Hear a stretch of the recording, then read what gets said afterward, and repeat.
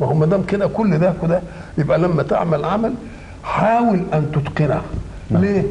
لان ان كان العمل لك يبقى انت بتعمل لنفسك، وان كان العمل عائد على غيرك يبقى انت بتشيع خيرك على الناس. الله. مش بتبعزع شرك على الناس. نعم. بتشير خيرك. ولانه اذا راى انسان وان لم يستفد من عملك وعمل حسن وجميل كده، ساعه ما يبص له يقول الله وينبسط منه. يبقى كأن إتقان العمل وإحسانه يشيع في الكون كلمة الله.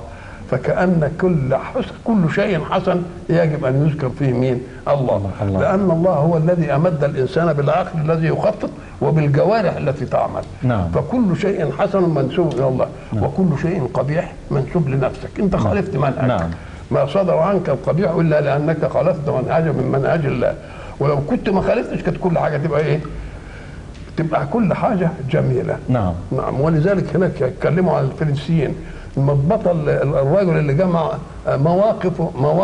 مواقف نواب، كتاب كده. فبقول ان كان في نقيب عمال، وبعد ذلك عين وزيرا للعمل.